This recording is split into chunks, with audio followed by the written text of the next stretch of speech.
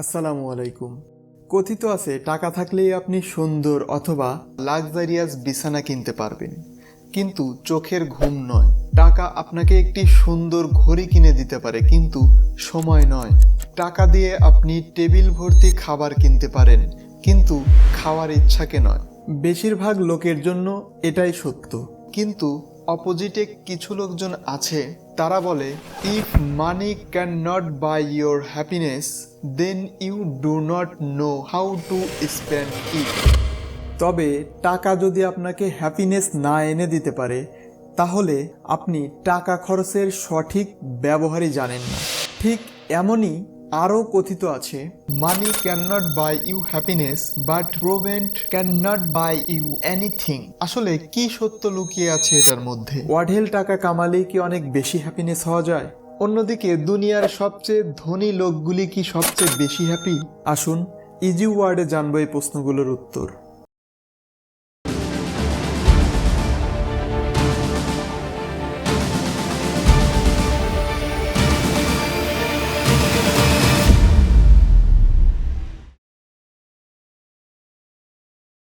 ভিডিওর শুরুতেই শোনাবো একজন বিজনেসম্যান ও একজন ফিশিং ম্যানের গল্প। একদিন সুন্দর বিকেলে সমুদ্রের তীরে এক ব্যক্তি চেয়ারে বসে সমুদ্রের সুন্দর হাওয়া নিচ্ছিল, আর তার ফিশিং রডটি সাইডে রাখা ছিল। তখন তার পেছন দিয়ে একজন বিজনেসম্যান যাচ্ছিলেন, আর ফিশিংম্যানের দিকে লক্ষ্য করে এগিয়ে আসলেন এবং ফিশিংম্যানকে বললেন, এভাবে বসে থাকলে কখনোই বেশি মাছ ধরতে পারবে না। অনেক বেশি মাছ ধরতে হলে অবশ্যই তোমাকে মেহনত করতে হবে।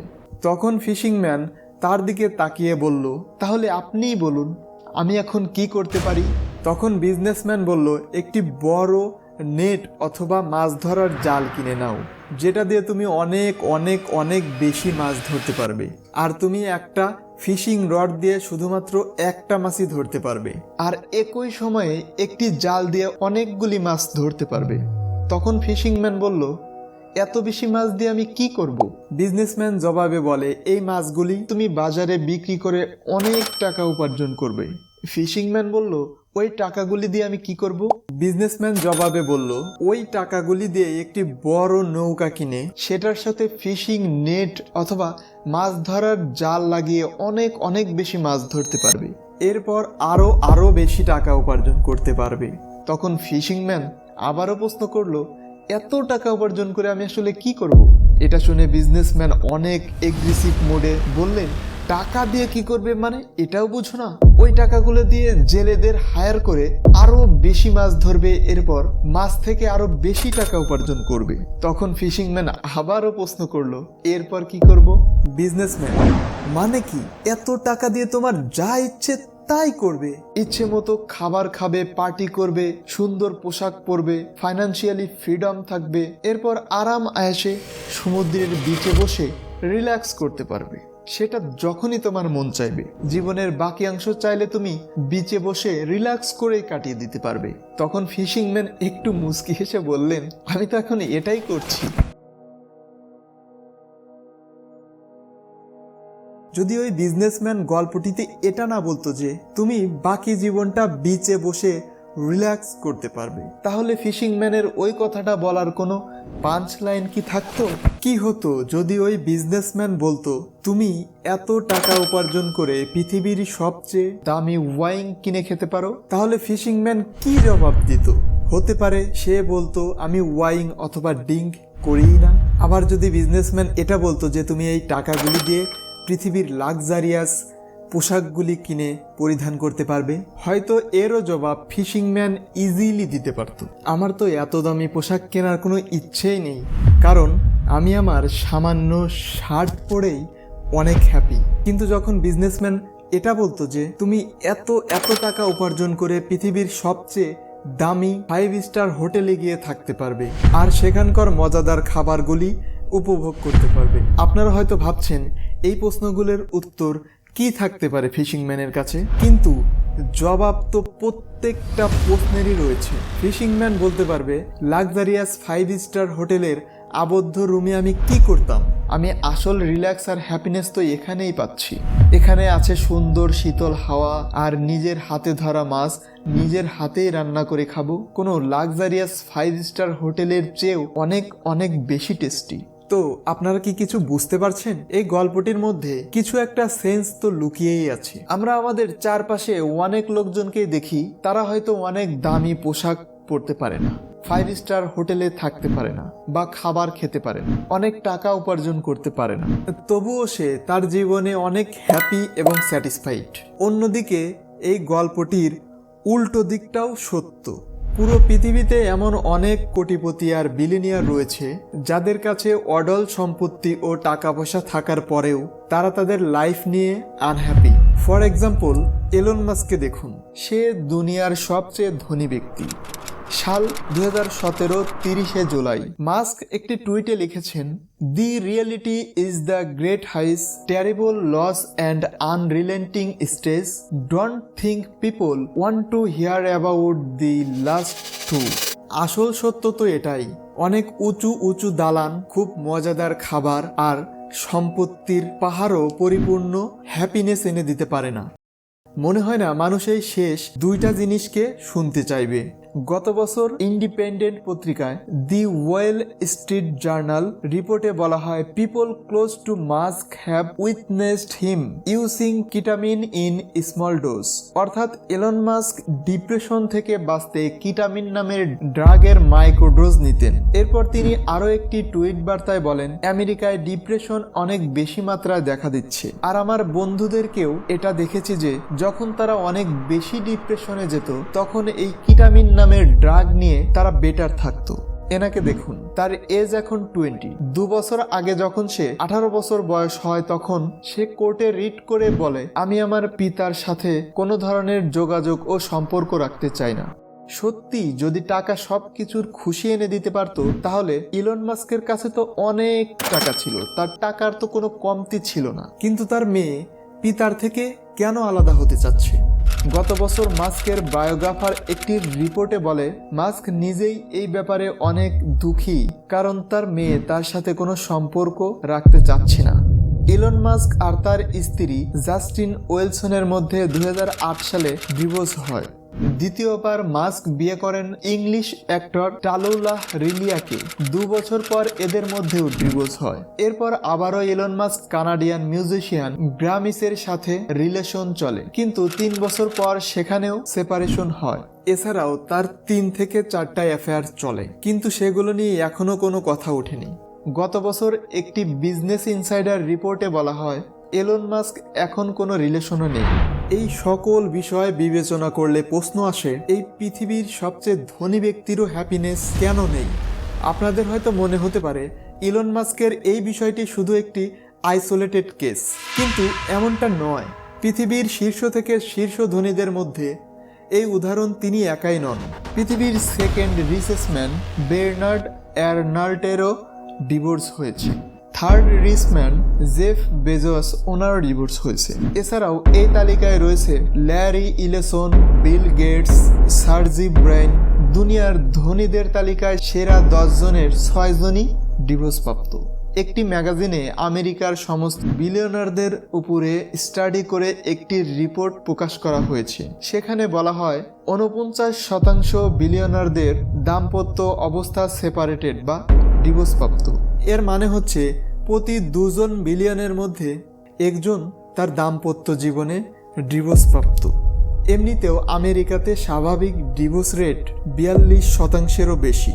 কিন্তু প্রশ্ন হলো এটা যে সকল বিলিয়নিয়ারদের কাছে তো ধন সম্পদ রয়েছে, তাদের কাছে তো টাকার কোনো কমতি নেই, এরপরেও কিভাবে ডিভোর্স হয়? এই বিষয়গুলো বিশ্লেষণ করলে পূর্বের উক্তিটির কথাই মনে পড়ে যায়, money can buy a house but not a family. টাকা দিয়ে আপনি একটি সুন্দর ঘর কিনতে পারবেন, কিন্তু পরিবার নয়। বিশ্বসেরা ধনী হওয়ার পরেও 2 ভাইয়ের মধ্যে বিভেদ বা যুদ্ধ লেগেই থাকে। কারণটা কি? শুধুমাত্র টাকার জন্যে। টাকার পাহাড় গড়ে তুলেছে, তবুও খুশি নয়, আরো আরো আরো বেশি টাকা চাই। আর সেটার জন্যই এই লড়াই। লিকিউর বারন ও ওয়েব সিনেমায়ের মালিক পন্টিচেদা আর তার ভাই একজন আরেকজনকে গান ফায়ারিং এ মেরে ফেলে। ইন্ডিয়ার ধনকুব আম্বানি আর তার ভাইয়ের মধ্যে দ্বন্দ্বের কথা তো আপনারা সবাই জানেন। দীর্ঘ কয়েক বছর ধরে তাদের মধ্যে বিভিন্ন কোর্টে কেস রিট হচ্ছে। দু ভাই পাবলিকলি একজন আরেকজনের বিরুদ্ধে স্টেটমেন্ট দিয়েছে। বিষয়টা এত দূর পর্যন্ত যায় যে তৎকালীন অর্থমন্ত্রী পারনবা মুখার্জি রিকোয়েস্ট করেন, কর্পোরেট দুনিয়ায় তোমরা দুই ভাই সকলের হাসির পাত্র হয়ে যাচ্ছ, আর এই বিষয়টি দেশের বাণিজ্য ও অর্থনীতির উপরেও নেতিবাচক প্রভাব পড়ছে। এই বিষয়টি তোমরা প্রাইভেটলি সমাধান করো। সোশ্যাল মিডিয়া আর আমাদের সমাজের মধ্যে অনেক বেশি জনসাধারণ রয়েছে যারা ধনকুবদের দ্বারা অনুপ্রেরিত হয়, তাদের রোল মডেল হিসেবে দেখে আর তাদের মতোই নিজেদেরকে গড়তে চায়। কিন্তু কয়েক বছর আগে ইলন মাস্ককে একটি সম্মেলনে জিজ্ঞেস করা হয়, সাধারণ মানুষ আপনার মতো কিভাবে হতে পারে? দেখুন জবাবে সে কি বলে। How do you choose your team? Based on what? Well, I suppose honestly that it tends to be gut feel more than anything else. So when I interview somebody, my interview question is always the same. It's What do you just, ask? I said, tell me the story of your life and the decisions that you made along the way and why you made them. And then and also tell me about some of the most difficult problems you worked on and how you solved them. And that question I think is very important because the people that really solve the problem, they know exactly how they solved it. They know the little details. And the people that pretended to solve the problem, they can maybe go one level and then they get stuck. সে জবাবে বলে, লোকজন কেন আমার মতো হতে চায়? আমি তো নিজেই আমার মতো হতে চাই না। তোরে বোঝাই যায় হাজার হাজার ধনী ও সেলিব্রিটি, তাদের মধ্যে কতটুকু হ্যাপিনেস লুকিয়ে রয়েছে। 2021 সালে দ্য গার্ডিয়ানে একটি আর্টিকেল প্রকাশিত হয় যার হেডলাইন ছিল, I am therapist of the super rich, they are as measurable as succession makes out. এখানে রিপোর্টার একটি টিভি শো এর রেফারেন্স দিয়ে বলেছে, তার জীবন দশায় অনেক সেলিব্রিটি ও ধনীদের সাথে কাজ করেছেন যারা বিভিন্ন ধরনের ডিপ্রেশনের ভুক্তভোগী ছিলেন। তাদের মধ্যে বিশ্বাসের অনেক ঘাটতি চলে আসে আর যে কাউকে তারা সন্দেহ করতে শুরু করে। ঠিক একই কারণগুলোতেই তাদের জীবনে আরো বেশি স্টেটফুল ও ডিপ্রেশন চলে আসে। কিছু কিছু সেলিব্রিটি তো এত ডিপ্রেশনে চলে যায়। সালমান শাহ বাংলাদেশের একজন কিংবদন্তি অভিনেতা 1996 সালে মাত্র 24 বছর বয়সে আত্মহত্যা করে, যখন তার পজিশন ছিল ইন্ডাস্ট্রিজের একদম উপরে। এই ডিপ্রেশনে আত্মহত্যা করার প্রবণতায় ইন্ডিয়াতে অনেক বেশি। Pritisha Banerjee Indian TV actor, তিনি হাউস হোল্ড রোল প্লে করত। বালিকাবধূ টিভি সিরিয়ালের লিড রোল ছিল তিনি। 2016 সালে তিনি সুসাইড অ্যাটেন্ড করেন। হলিউড অ্যাক্টর রবিন উইলিয়াম, যিনি লোকজনদের কমেডির মাধ্যমে এন্টারটেইন বা আনন্দ দিতেন, তার এই হাস্য উজ্জ্বল মুখের পেছনে ছিল দুঃখ আর depression. Kurt Cobain rock band নির্ভানার লিড সিঙ্গার ছিলেন।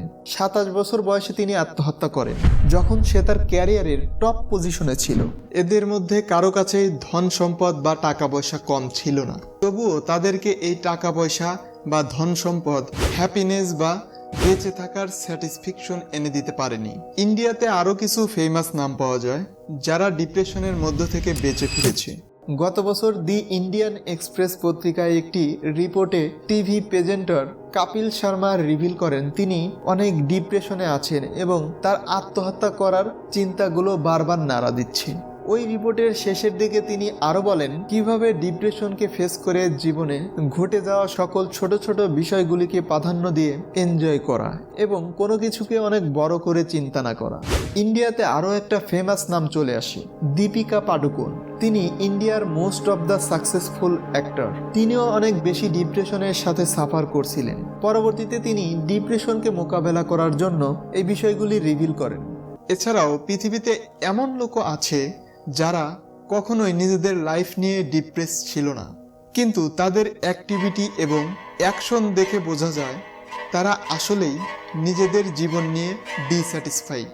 এমনও অনেক ফিল্ম অ্যাক্টর, খেলোয়াড় রয়েছে যারা কর্মের বিনিময়ে মানুষের ভালোবাসার সাথে সাথে লক্ষ লক্ষ টাকা উপার্জন করেন। তারপরেও আরও বেশি টাকা কামানোর জন্য তারা জুয়ার অ্যাডভার্টাইজমেন্ট, অবৈধ প্রোডাক্টের অ্যাডভার্টাইজমেন্ট এবং বিভিন্ন জুয়ার ব্র্যান্ড অ্যাম্বাসেডর হিসেবে কাজ করে।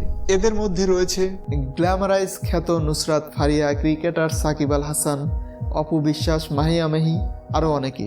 সোশ্যাল রেসপন্সিবিলিটি, রেপুটেশন এগুলোকে একদম ধ্বংস করে দেয় শুধুমাত্র টাকার জন্য। লক্ষ লক্ষ টাকাও যদি তাদের জীবনে স্যাটিসফ্যাকশন এনে না দিতে পারে, তাহলে কি ওই অবৈধ পথে জুয়ার অ্যাম্বাসেডর হিসেবে কাজ করে যেই টাকা উপার্জন করে তাতে কি তাদের স্যাটিসফ্যাকশন আসবে? আমি মনে করি এতেও তারা স্যাটিসফাইড হবে না। এই কারণেই আমাদের উচিত টাকার চেয়ে জীবনের ছোট ছোট হ্যাপিনেসকে মূল্যায়ন দেয়া, কারণ হ্যাপিনেস আপনার জীবনকে স্যাটিসফাইড করবে আর ডিপ্রেশনকে দূরে সরিয়ে দিবে। আনফরচুনেটলি অধিকাংশ মানুষই এমনটা করে না, বরং টাকা বা ধন সম্পদের প্রায়োরিটিটাই আমাদের কাছে অনেক বড় হয়ে দাঁড়ায়। লাইফের প্রধান গোলই হয় টাকা ইনকাম করা। আমাদের মনে হয় এমন যে একবার অনেক টাকা ইনকাম করতে পারলেই লাইফের বাকিটা অংশ আরাম আয়াসে কাটিয়ে দিতে পারবো, কিন্তু এমনটা কখনোই হয় না।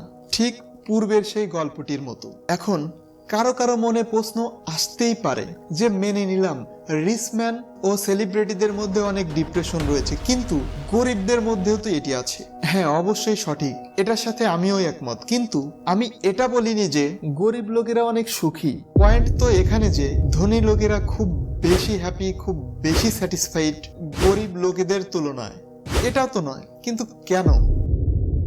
যদি সত্যিই কোনো ব্যক্তি গরিব হয় তাহলে অবশ্যই সেই জায়গা থেকে তাকে বেরিয়ে আসতে হবে, কারণ দারিদ্রতা অবশ্যই হ্যাপিনেসকে নষ্ট করে দেয়। অন্যদিকে অনেক লোক আছে যারা সোশ্যাল মিডিয়াতে গরিবদের ছবি আপলোড দেয় আর বলে, দেখো রাস্তার পাশে ল্যাম্প পোস্টের নিচে বসে লেখাপড়া করছে, অনেক ইন্সপায়ারিং ব্যাপার। কিন্তু এমন পোস্ট দেখে আমাদের ইন্সপায়ার হওয়ার চেয়ে দুঃখ প্রকাশ করতে হবে, কারণ আমাদের দেশে এমন বাচ্চাও রয়েছে যাদেরকে রাস্তার ল্যাম্পপোস্টে বসে লেখাপড়া করতে হয়। দেশের নীতি নির্ধারকদের এটা নিশ্চিত করতে হবে যে প্রত্যেকটা বাচ্চা তার মৌলিক অধিকার অর্থাৎ সমানে সমান স্ট্যান্ডার্ডের অধিকার যেন তারা পায়। আমাদের মানতেই হবে সম্পদ ও টাকা পয়সা একটা বেজের মতো, যেটার একটি সার্টেন লেভেল পর্যন্ত আমাদের প্রয়োজন। একটি সার্টেন লাইফ লিড করার জন্য অবশ্যই আমাদের ওই বিষয়গুলো খেয়াল রাখতে হবে এবং সেটি ইনশিওর করতে হবে। স্বাস্থ্যসেবা, সুরক্ষা বা চিকিৎসা, স্ট্যান্ডার্ড এডুকেশন, খাদ্য ও বস্ত্র চাহিদা মেটাতে যেই পরিমাণ টাকা প্রয়োজন হয় তা খরচ করতে কোনো বাধার সম্মুখীন যেন না হতে হয়। লোকে বলে 20 থেকে 30 বছর বয়সটাই নাকি অ্যাচিভমেন্টের জন্য, আর 40 বছর বয়সে রিল্যাক্স করো। এটাও এক ধরনের বোকামি। কিন্তু কেন? কারণ হচ্ছে এই, যেই সময়কে আপনি বলছেন অ্যাচিভমেন্ট অর্থাৎ অর্জনের বয়স, ঠিক সেই সময়টাই একই সঙ্গে এনজয়ের বয়স। আর এই তারুণ্য কখনোই দ্বিতীয়বার আসবে না। আমাদের বেশিরভাগ লোকজনের মাইন্ডসেট এমন যে এখন আমার কাছে একটি 10 লক্ষ টাকার গাড়ি আছে, এরপর আমার একটি BMW চাই, তারপর একটি মার্সিডিজ, রোলস রয়েলস। আসলে আপনাকে যদি কিছু কিনতেই হয় সেটা হলো সেলফ ইমেজ, আর যেটি কখনোই টাকা দিয়ে কেনা যায় না। আর সেলফ ইমেজ এতটুকুই ইমপ্রুভ করা উচিত যেন আপনাকে অপ্রয়োজনে একটি মার্সিডিজ কিনে নিজেকে প্রমাণ করতে না হয়।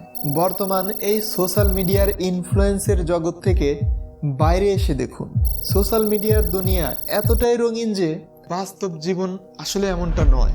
সকল ধনী ব্যক্তি ও সেলিব্রিটিদের ইনস্টাগ্রাম, ফেসবুক, টুইটার, ইউটিউবে যখন আমরা স্ক্রল করতে করতে তাদের হাস্যোজ্জ্বল রঙিন চেহারাগুলো দেখতে পাই, কিন্তু তাদের পেছনের দৃশ্যটা একদমই ভিন্ন।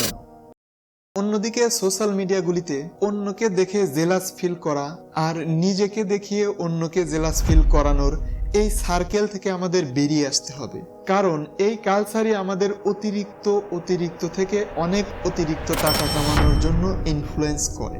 কারো হাতে আপনি একটি প্রিয় ঘড়ি দেখলেই তখনই আপনি ভাবছেন ওই ঘড়িটি যদি আমি কিনতে পারতাম, আর সোশ্যাল মিডিয়াতে অনেক সুন্দর গাড়ি দেখা যাচ্ছে, এটা আমারই চাই। এই জন্য লাইফে অনেক স্ট্রাগল ও হার্ডওয়ার্ক করতেও রাজি আছি, কারণ আমারও ওই রকম লাইফ লিড করতে হবে। এই সার্কেলের মধ্যে আমরা আরো বেশি নিজেদেরকে ঠেলে দেই যখন কোনো মোটিভেশনাল স্পিকার টাকা ইনকামের অনেক সহজ রাস্তা বলে, আবার অনেক কোর্স বিক্রেতাও চটকদার বিজ্ঞাপন দিয়ে সাইকোলজিক্যাল অ্যাটাক করে। আপনি এই কোর্সটি করুন, মাত্র 1 মাসেই লাখপতি কোটিপতি হয়ে যাবেন, হাজার হাজার ডলার ইনকাম করবেন, ফ্রিল্যান্সিং করুন, এটা করুন, ওটা করুন। আসলে কোর্স বিক্রি করা কখনোই নেতিবাচক বিষয় নয়, কিন্তু কোনো স্কিল শেখানোর নামে চটকদার বিজ্ঞাপন দিয়ে নিজেদের ব্যবসা বড় করা ইতিবাচক বিষয় নয়। টাকা হলো ওই বিষয় যেটা কাজ বা শ্রমের বিনিময়ে উপার্জন করে, কিন্তু আপনার কাজ যেন কখনোই ইনকামের জন্য না হয়। অর্থাৎ টাকার জন্য কাজ করি, কিন্তু কাজের জন্য টাকা নয়। মূলত টাকাকে কখনোই জীবনের প্রধান গোল বানাতে নেই। আর অনেক মোটিভেশনাল স্পিকার তো আছেনই, যারা এলন মাস্ক ও আম্বানি এদের চেহারাগুলি দেখিয়ে বারবার আপনাকে ইনফ্লুয়েন্স করে। এটা বলে যে আপনি নেক্সট এলন মাস্ক, আপনি নেক্সট আম্বানি, এটসেট্রা এটসেট্রা। আসলে সবাই scientist, teacher, doctor, dentist, architect, socialist, anthropology, historian এগুলোর কিছুই হতে চায় না। সবাই শুধু মানি মেকার, বিজনেসম্যান হতে চায়। আসলে আমরা রিয়েলাইজই করি না এলন মাস্ক ও মুকেশ আম্বানির মতো লোকেরাও কিছু লোকদের দেখে জেলাস ফিল করে। এমন লোক যারা তাদের জীবনে তাদের চেয়েও অনেক বেশি হ্যাপি এবং স্যাটিসফাইড। একজন অস্ট্রেলিয়ান নার্স তার ডায়েরিতে টাকা এবং সময়ের তুলনাকে বিস্তারিত বলেছেন। ব্রনি ওয়ার প্লেটিভ হেলথ কেয়ারে জব করেন। সেখানে এমন পেশেন্ট যেত যে তারা কোনো না কোনো রোগে অতি দ্রুতই মারা যেতেন। নার্সটি পেশেন্টদেরকে জিজ্ঞাসা করতেন, আপনার জীবনে সবচেয়ে বড় অনুশোচনাটি কি ছিল? এভাবে পেশেন্টদেরকে অবজারভেশন করে তিনি একটি বই লেখেন, the top 5 regrets of the dying. আসলে সেই 5টি বিষয় কি? মৃত্যু পথযাত্রী পেশেন্টরা যেগুলো সবচেয়ে বেশি আফসোস করত। Number 1, I wish I don't had the courage to live a life, not the life others expected of me. আসলে এমন জীবন আমি চেয়েছিলাম যেখানে আমি উন্মুক্ত, স্বাধীন চেতা, ওই জীবন নয় যেটা অন্যের খুশিতে নিজেকে গড়তে হতো। Number 2, I wish had not worked so hard. অর্থাৎ এত বেশি পরিশ্রম, ক্যারিয়ার এবং টাকার দিকে ফোকাস না হতো, তাহলে আমি পরিবারের সাথে আরো বেশি সময় দিতে পারতাম। Number 3, I wish I do had the courage to express my feelings. তারা অনুশোচনা করত যদি এমন হতো সাহস করে নিজের ফিলিংসগুলোকে বাস্তবায়ন করতে পারতাম। Number 4, I wish I had stayed in touch with my friends. যদি সাহস করে আমার বন্ধুদের একসাথে সবাইকে রাখতে পারতাম। And number 5, I wish that I had let myself be happier. যদি সাহস করে আমার ভেতরের হ্যাপিনেসগুলোকে জাগিয়ে তুলতাম। মৃত্যু পথযাত্রী ওই পেশেন্টদের মধ্যে একজনও এই আফসোসটা করেনি যে জীবনে যদি অনেক টাকা ইনকাম করে যেতে পারতাম। একটু মনোযোগ দিয়ে চিন্তা করে দেখুন তো, ধন সম্পদ ও টাকা পয়সার আসল গুরুত্বটি বুঝে যাবেন। আপনি একটু চিন্তা করে দেখুন, আপনি মৃত্যুর সময় কি এই আফসোসগুলো করবেন যে জীবনে যদি একটা মার্সিডিজ গাড়ি কিনতে পারতাম, একটি রোলেক্স ঘড়ি কিনতে পারতাম, বিলাসবহুল বাড়ি, লাক্সারিয়াস পোশাক পরতে পারতাম। আসলে যত বেশি টাকা আপনি জীবনে উপার্জন করবেন, ঠিক ততটাই মেইনটেনেন্স প্রয়োজন পড়বে। আমাদের মধ্যে অনেকেই রয়েছে যারা টাকা উপার্জন করে আপন লাইফস্টাইলকে ধরে রাখার জন্য নিজেদের এই লাইফস্টাইলের কৃতদাস হয়ে যায়। এক্সাইটমেন্ট মেটাতে আজ যে জিনিসটাই আপনি কিনছেন, কাল ঠিক সেই জিনিসটাই পুরনো হয়ে যাচ্ছে। সাথে সাথে আপনার নিজের ইন্টারেস্টকেও লুজ করে দিচ্ছেন। এভাবেই নিজেকে একটি সার্কেলের মধ্যে নিয়ে যাচ্ছেন। বাই হ্যাপি, বোরিং সেল করতে করতে আমরা অনেকেই আসল হ্যাপিনেসকে খুঁজে পাই না। আমাদের এমন কাজই করা প্রয়োজন যেটাতে আমরা আসলেই এনজয় করি। হতে পারে সেটা আশেপাশের লোকজনদের সাহায্য করা, তাদের সাথে মত বিনিময় করা, এমনকি সম্পদ থাকলে তা দান করা। যেমন হিন্দু ধর্মে দানকে অনেক বড় প্রায়োরিটি দেওয়া হয়েছে এবং মুসলিম ধর্মে জাকাতকে ফরজ করা হয়েছে। আসলে আর কোন বিষয়টি আছে যেটাতে আপনি আসল আনন্দ উপভোগ করতে পারেন? অবশ্যই কমেন্ট করে জানান এবং ভিডিওটি ভালো লাগলে অবশ্যই শেয়ার করবেন। আর পরবর্তীতে কী ধরনের ভিডিও চান সেই বিষয়টি আমাদেরকে কমেন্ট করুন। এতক্ষণ পর্যন্ত ধৈর্য ধরে ভিডিওটি দেখার জন্য ধন্যবাদ।